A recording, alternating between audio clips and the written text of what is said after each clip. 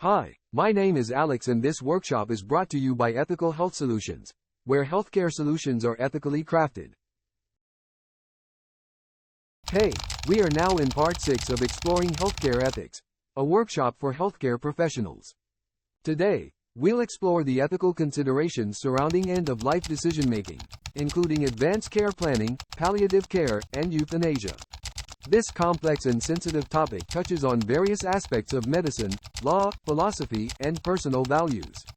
We'll delve into the principles of autonomy, beneficence, non-maleficence, and justice as they relate to end-of-life care. Advanced care planning involves making decisions about the care you would want to receive if you become unable to speak for yourself. This includes creating advanced directives and designating a healthcare proxy. We'll discuss how to ensure that these plans respect the patient's wishes while balancing the concerns of family members and healthcare providers. Palliative care focuses on providing relief from the symptoms and stress of a serious illness, aiming to improve the quality of life for both the patient and their family. We'll examine the ethical challenges in providing palliative care, such as managing pain and other distressing symptoms, respecting patient autonomy, and navigating the emotional and psychological aspects of end-of-life care. Euthanasia and physician-assisted suicide are highly controversial topics that raise profound ethical questions about the role of healthcare professionals in ending life.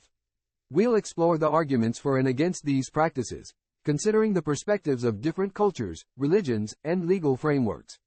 Join us as we navigate these difficult questions, aiming to find a compassionate and ethical approach to end-of-life care that honors the dignity and wishes of each individual. Ethical considerations in end-of-life care. Respect for autonomy.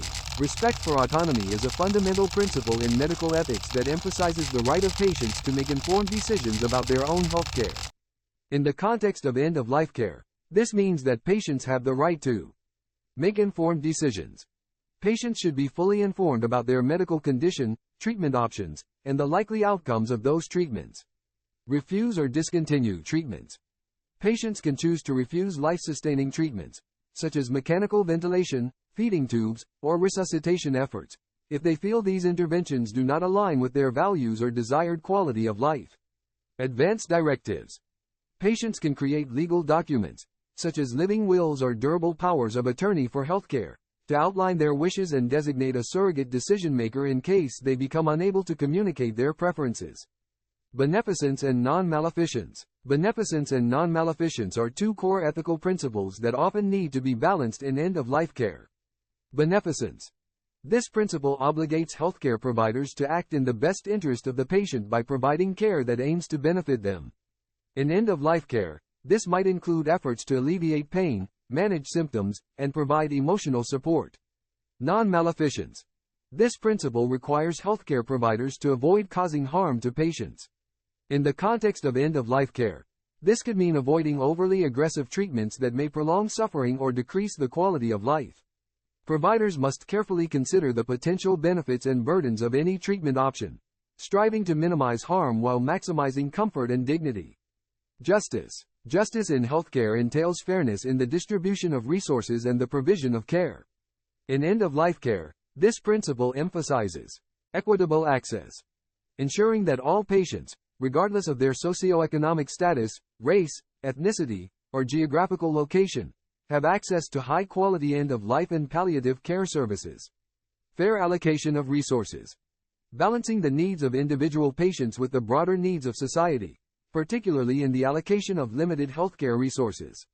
This includes making ethical decisions about who receives certain types of care and how resources are distributed. Addressing disparities. Recognizing and addressing disparities in end-of-life care, which may arise due to systemic inequalities, such as lack of insurance, cultural differences, or socioeconomic barriers. Efforts should be made to ensure that vulnerable and marginalized populations receive appropriate and compassionate care.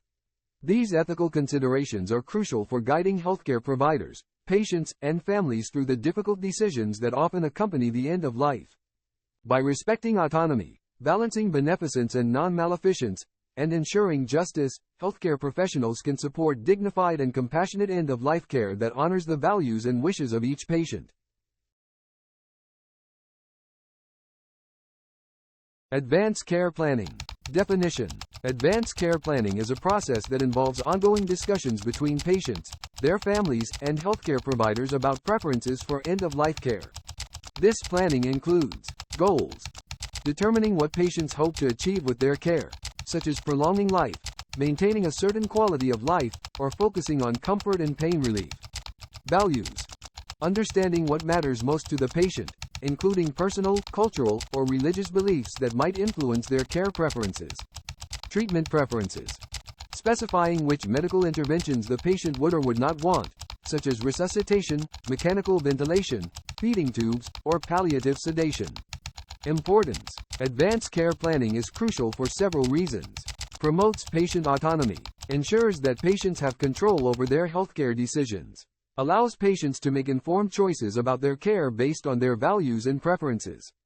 Empowers patients to express their wishes clearly and explicitly, reducing uncertainty.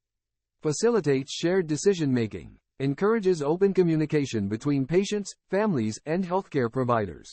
Helps align the treatment plan with the patient's goals and values. Provides a framework for discussing complex and sensitive issues, ensuring that everyone involved understands the patient's desires. Ensures wishes are respected. Reduces the likelihood of unwanted or unnecessary medical interventions. Helps ensure that end-of-life care is consistent with the patient's preferences, potentially leading to a more peaceful and dignified end-of-life experience. Provides legal documentation through advanced directives, such as living wills and durable powers of attorney for healthcare, which guide healthcare providers and family members in making decisions on behalf of the patient if they become unable to communicate. Reduces stress and conflict. Minimizes the emotional burden on family members who might otherwise have to make difficult decisions without knowing the patient's wishes. Helps prevent conflicts among family members and between families and healthcare providers by providing clear guidance on the patient's preferences. Offers reassurance to families and caregivers that they are honoring the patient's wishes, which can provide comfort during a difficult time. Improves quality of care. Leads to more patient-centered care by aligning medical interventions with the patient's goals and values. Can improve the overall quality of end-of-life care by focusing on the patient's comfort and quality of life. Facilitates timely and appropriate use of palliative care services, which can enhance symptom management and support for both patients and their families. Components of advanced care planning. Advanced directives. Legal documents that specify the patient's preferences for future medical care. Common types include living wills and healthcare proxies. Living will. A document that outlines which medical treatments and life-sustaining measures a patient wants or does not want if they become unable to communicate. Healthcare proxy, or durable power of attorney for healthcare. A document that designates a person to make healthcare decisions on behalf of the patient if they become incapacitated. Do not resuscitate, DNR. Orders. Specific orders to withhold CPR or advanced cardiac life support if the patient's heart stops or they stop breathing. Physician orders for life-sustaining treatment, POLST, medical orders that specify the types of life-sustaining treatment a patient wishes to receive or avoid, based on discussions with their healthcare provider. Advanced care planning is an ongoing process that should be revisited regularly, especially when there are changes in the patient's health status, personal circumstances, or preferences. It ensures that end-of-life care respects the patient's autonomy, aligns with their values, and provides a framework for shared decision-making and compassionate care. Palliative care. Definition. Palliative care is a specialized medical approach that aims to improve the quality of life for patients who are dealing with serious, life-limiting illnesses. It focuses on symptom relief, alleviating symptoms such as pain, shortness of breath, fatigue, nausea, loss of appetite, and sleep problems. Pain management. Using medications, physical therapy, and other modalities to control pain and improve comfort. Quality of life. Addressing physical, emotional, social, and spiritual needs to enhance the overall well-being of patients and their families. Applicability. Unlike hospice care, which is typically reserved for those at the end of life, palliative care can be provided alongside curative treatments at any stage of a serious illness. Ethical considerations. Patient-centered care. Respect for autonomy. Palliative care prioritizes the patient's preferences, values, and goals in decision-making. This involves active listening and communication to ensure that care plans align with what the patient wants. Informed consent. Patients are given clear, comprehensive information about their condition, treatment options, and potential outcomes, allowing them to make informed decisions about their care. Holistic support. Comprehensive care. Palliative care addresses not only the physical aspects of illness but also the emotional, social, and spiritual dimensions. This holistic approach recognizes that serious illness affects the whole person and their family. Family involvement. Families are integral to the palliative care process. Care teams provide support to family members, helping them cope with the stress and emotional challenges of caring for a loved one with a serious illness. Alleviating suffering. Beneficence. Palliative care emphasizes the ethical principle of beneficence by actively working to relieve suffering and enhance the patient's comfort and quality of life. This includes managing pain and other distressing symptoms. Non-maleficence. Ensuring that interventions do not cause unnecessary harm is a key component. Palliative care avoids overly aggressive treatments that may lead to additional suffering or a diminished quality of life. Communication and decision-making. Advanced care planning. Engaging in advanced care planning is a critical part of palliative care, helping patients articulate their wishes for future care and ensuring these preferences are respected. Shared decision-making. Palliative care fosters collaboration between patients, families, and healthcare providers. This shared decision-making process ensures that care plans reflect the patient's values and goals, with a focus on enhancing quality of life. Equity and access. Justice. Palliative care advocates for equitable access to high-quality care for all patients, regardless of socioeconomic status, race, ethnicity, or geographic location. Efforts are made to address disparities and ensure that vulnerable populations receive appropriate care. Resource allocation. Ethical considerations in palliative care also involve making fair and judicious use of healthcare resources. This includes ensuring that interventions are used appropriately to benefit patients and support their well-being. Ethical challenges. Balancing goals. One of the primary ethical challenges in palliative care is balancing the goals of extending life with the goals of improving quality of life.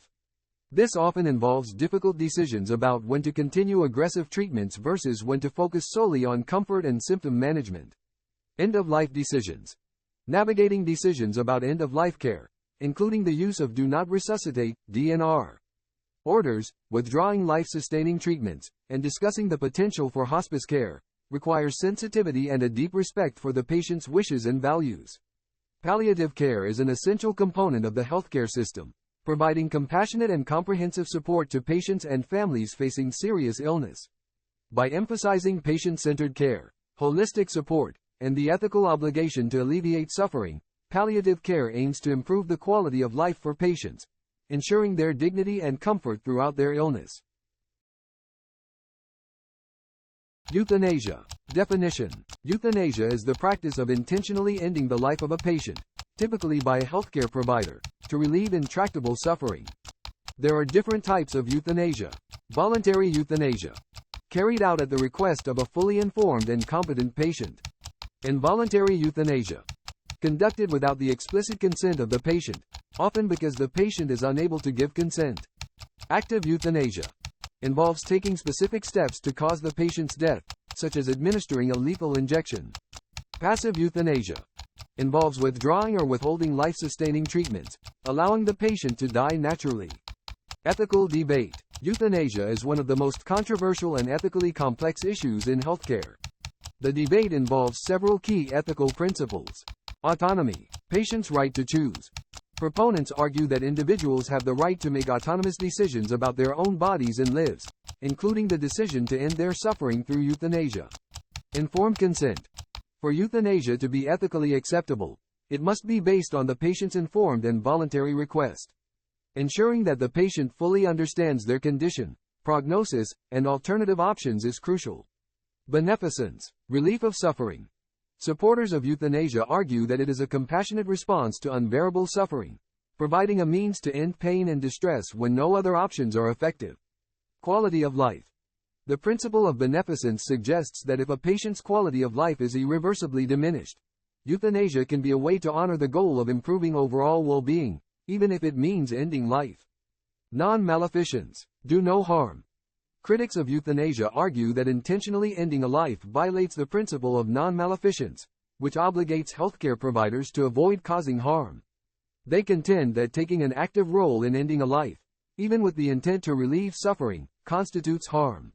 Alternative options. Opponents suggest that palliative care and pain management should be optimized to alleviate suffering without resorting to euthanasia. Sanctity of life. Intrinsic value. Many ethical and religious perspectives uphold the sanctity of life, viewing life as inherently valuable and inviolable. From this standpoint, intentionally ending a life, regardless of the circumstances, is morally unacceptable. Slippery slope argument. Critics argue that legalizing euthanasia could lead to a slippery slope where the value of human life is undermined, potentially leading to non-voluntary or involuntary euthanasia and abuses. Legal and societal implications. Legalization and regulation. Some countries and states have legalized euthanasia under strict conditions, emphasizing rigorous safeguards to ensure that it is carried out ethically and responsibly. These regulations typically include comprehensive assessment procedures, second opinions, and documentation. Impact on healthcare practice. The legalization of euthanasia has profound implications for medical practice, including the role and responsibilities of healthcare providers, the potential impact on the doctor-patient relationship, and the moral burden placed on those who perform euthanasia. Psychological and emotional factors. Patient's state of mind. Assessing the mental health and decision-making capacity of patients requesting euthanasia is crucial. Factors such as depression, anxiety, or coercion must be carefully evaluated to ensure that the request is genuine and voluntary. Support for families. The decision to pursue euthanasia affects not only the patient but also their family and loved ones. Providing emotional and psychological support to families is an essential aspect of the euthanasia process. In conclusion, the ethical debate over euthanasia involves balancing respect for patient autonomy with the principles of beneficence, non-maleficence, and the sanctity of life. It requires careful consideration of legal, societal, and psychological factors.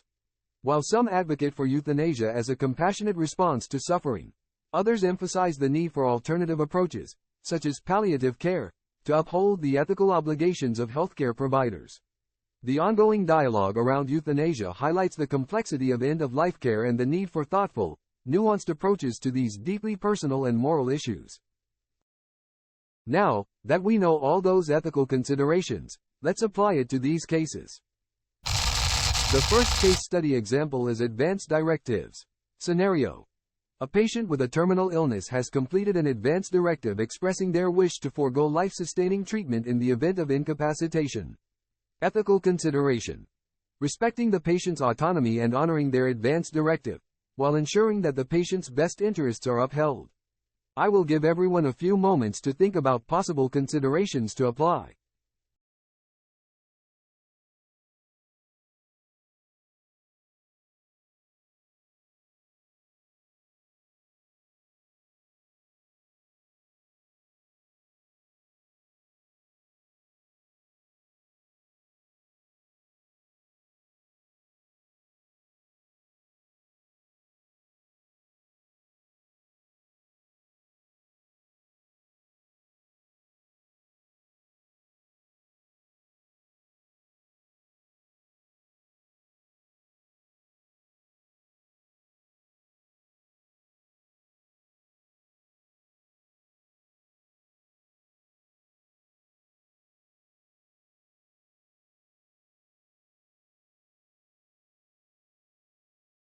The time is up. Let's start the discussion. Advanced directives. Scenario. A patient diagnosed with a terminal illness has proactively completed an advance directive.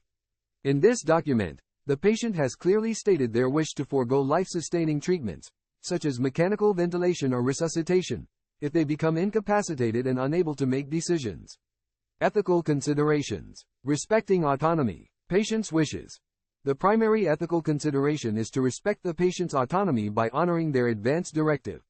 The patient has exercised their right to make informed decisions about their future health care, which should be upheld even if they lose the capacity to communicate their wishes. Informed decision-making. Ensuring that the advance directive was made based on thorough information and understanding is crucial. This involves verifying that the patient was fully informed about their prognosis, treatment options, and the potential consequences of refusing life-sustaining intervention. Honoring the advance directive. Legal and ethical duty. healthcare providers have a legal and ethical obligation to follow valid advance directives. This duty is rooted in respecting the patient's autonomy and previously expressed wishes. Consistency in care. Implementing the patient's advance directive ensures consistency and continuity in their care plan, aligning medical interventions with their values and goals. Best interests of the patient. Balancing autonomy and beneficence. While respecting the patient's autonomy, healthcare providers must also consider the principle of beneficence, which focuses on acting in the patient's best interests. In this context, beneficence involves providing care that aligns with the patient's definition of well-being, as articulated in their advance directive. Avoiding harm. The principle of non-maleficence requires avoiding harm to the patient. In this scenario, administering life-sustaining treatments against the patient's wishes could be considered harmful, as it goes against their desire to avoid prolonged suffering and a diminished quality of life. Communication and decision-making. Family involvement. Effective communication with the patient's family is essential. Family members should be informed about the patient's advance directive and the rationale behind it. This can help ensure that they understand and support the patient's wishes. Healthcare team coordination. Coordination among the healthcare team is critical to ensure that everyone involved in the patient's care is aware of and respects the advance directive. This includes clear documentation and communication of the patient's wishes across all care settings. Emotional and ethical support. Support for family members. Family members may experience emotional distress or conflict regarding the patient's decision. Providing counseling and support can help them cope with the situation and understand the importance of respecting the patient's autonomy. Ethical consultation. In cases of uncertainty or disagreement, an ethics consultation can provide guidance and help resolve conflicts, ensuring that the patient's wishes are honored while addressing any ethical dilemmas that arise. Legal considerations. Validity of the advance directive. It is essential to confirm the legal validity of the advance directive, ensuring it meets all statutory requirements and accurately reflects the patient's wishes. Substitute decision makers.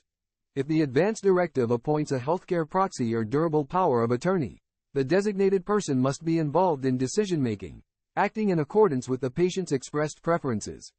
In conclusion, respecting the patient's advance directive involves a commitment to upholding their autonomy and ensuring that their healthcare decisions are honored, even in the face of terminal illness and incapacitation. Balancing this respect for autonomy with the principles of beneficence and non-maleficence requires clear communication, coordination among healthcare providers, and support for the patient's family. By focusing on these ethical considerations, healthcare professionals can provide compassionate and respectful care that aligns with the patient's values and wishes, ensuring dignity and quality of life at the end of life. The second case study example. Palliative sedation. Scenario. A patient with advanced cancer is experiencing severe pain and distress despite optimal palliative care measures. The healthcare team considers palliative sedation to alleviate the patient's suffering. Ethical consideration. Balancing the relief of suffering with the ethical principles of proportionality, intentionality, and patient comfort in palliative sedation. I will give everyone a few moments to think about possible considerations to apply.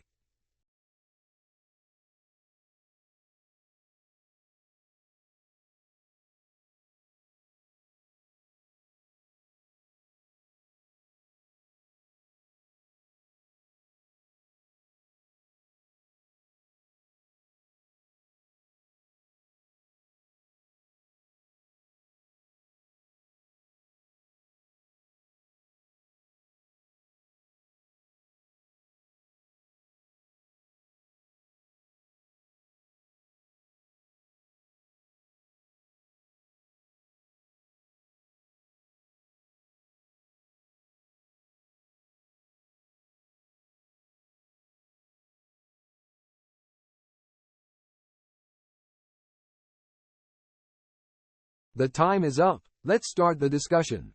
Case study example. Palliative sedation.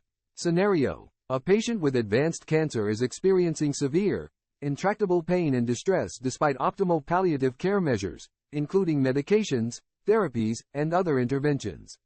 The healthcare team considers the option of palliative sedation to alleviate the patient's suffering. Ethical considerations. Relief of suffering. Primary goal. The primary ethical justification for palliative sedation is the relief of severe suffering that cannot be adequately controlled by other means. This aligns with the principle of beneficence, which emphasizes the healthcare provider's duty to act in the best interest of the patient by alleviating pain and distress. Patient-centered care. Ensuring that the patient's comfort and quality of life are prioritized is central to palliative care. Palliative sedation may be considered when it is clear that other palliative measures have failed to provide sufficient relief. Proportionality. Appropriate use.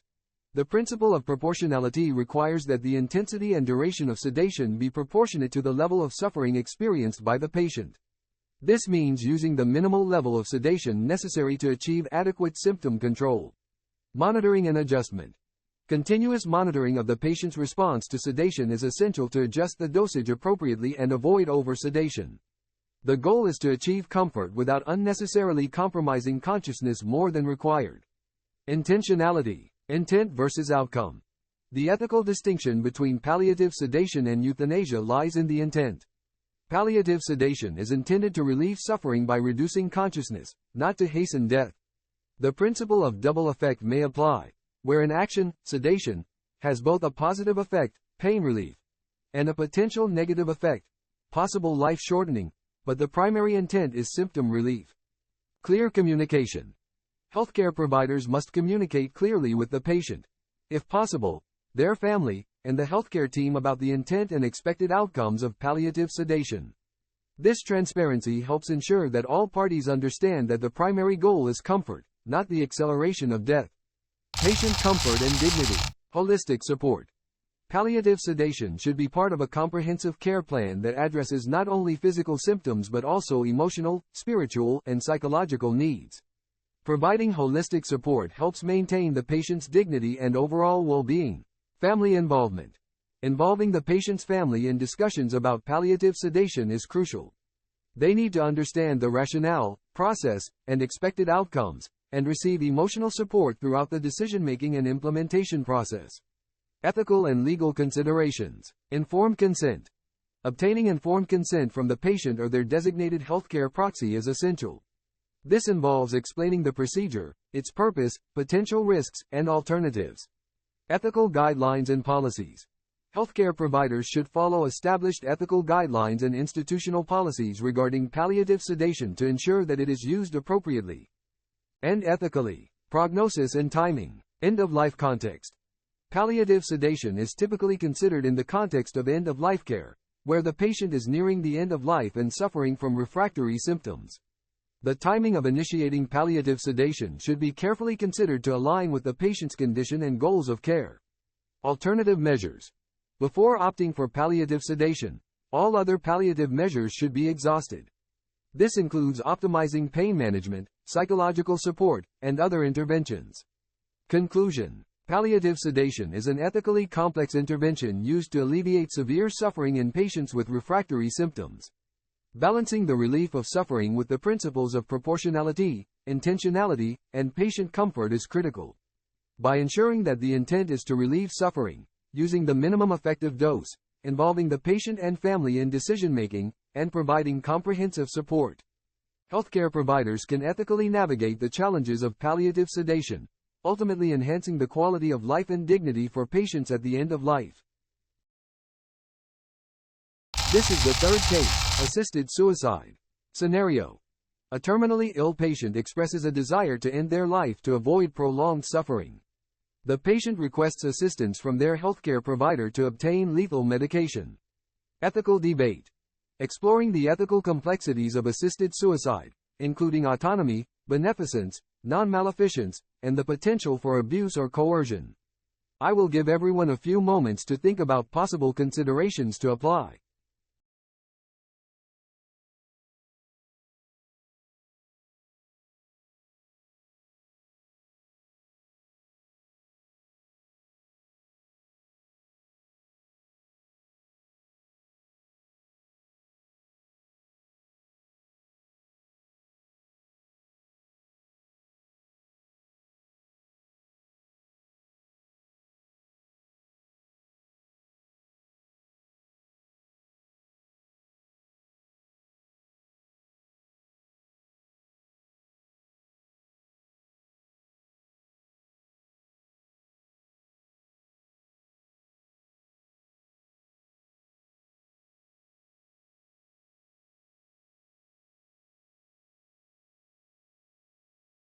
The time is up. Let's start the discussion. Case study example.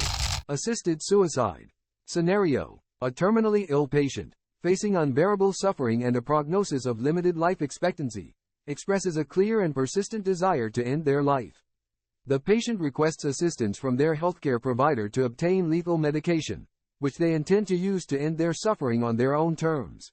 Ethical debate. Assisted suicide, also known as physician-assisted suicide, PASS, involves providing a patient with the means to end their own life, typically through prescribed lethal medication.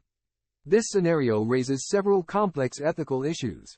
Autonomy. Patients' right to choose. Advocates argue that competent patients have the right to make decisions about their own bodies and lives, including the decision to end their suffering through assisted suicide. This respects the principle of autonomy, which emphasizes self-determination, informed decision-making.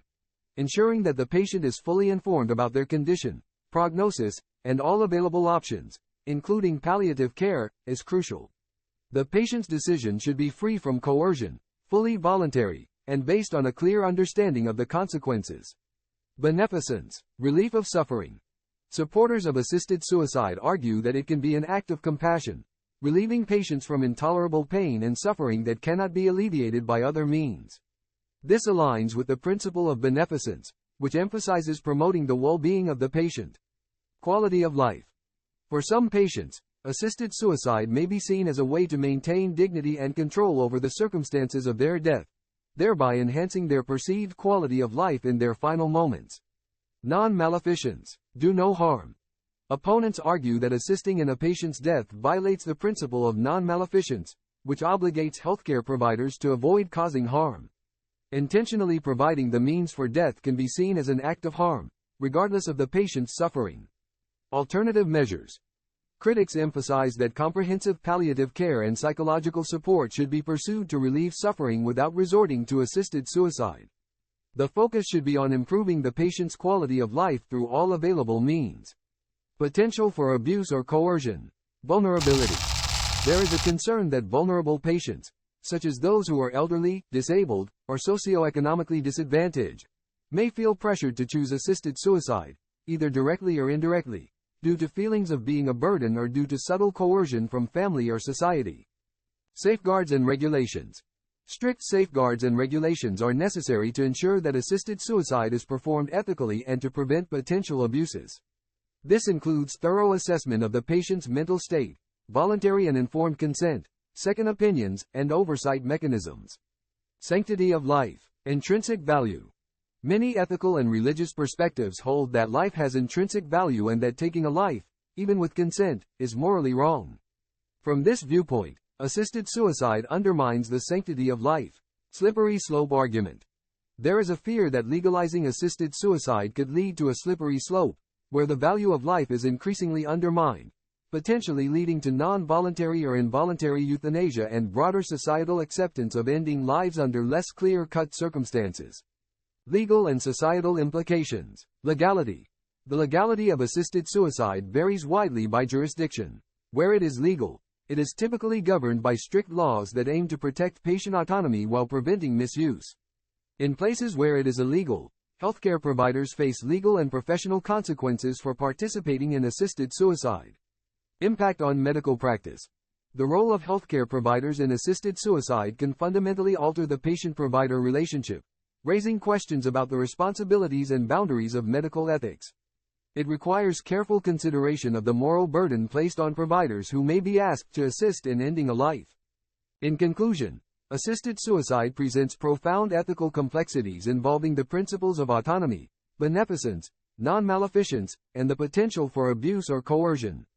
Balancing the patient's right to choose and the need to alleviate suffering against the ethical obligation to do no harm and protect vulnerable populations requires careful deliberation and robust safeguards.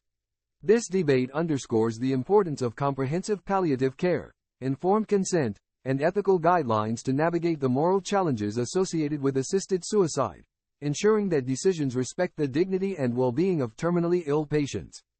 Now, take a moment for personal reflection on your own values, beliefs, and experiences related to end-of-life care.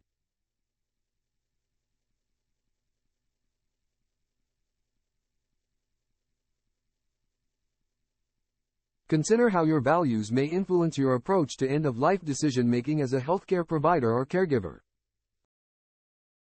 Strategies for ethical end-of-life care. Effective communication. Open and honest dialogue. Transparency. Provide clear, accurate, and timely information about the patient's condition, prognosis, and treatment options. Avoid medical jargon and ensure that the patient and family understand the information. Active listening. Listen to patients' and families' concerns, fears, and wishes without judgment. This helps build trust and ensures that their voices are heard and respected. Empathy. Approach conversations with empathy and sensitivity, recognizing the emotional and psychological impact of end-of-life discussions. Acknowledge feelings and provide reassurance. Regular updates. Ongoing communication. Maintain regular communication with the patient and family to keep them informed about changes in the patient's condition and any new developments in the care plan. Consistent messaging. Ensure that all members of the healthcare team provide consistent information to avoid confusion and build a cohesive understanding of the patient's situation. Shared decision-making. Collaborative approach. Involving patients and families. Engage patients and their families in the decision-making process. Discuss their values, preferences, and goals to develop a care plan that reflects their wishes. Respect for autonomy. Respect the patient's autonomy by honoring their decisions, even if they differ from the healthcare provider's recommendations. This includes respecting advanced directives and other documented wishes.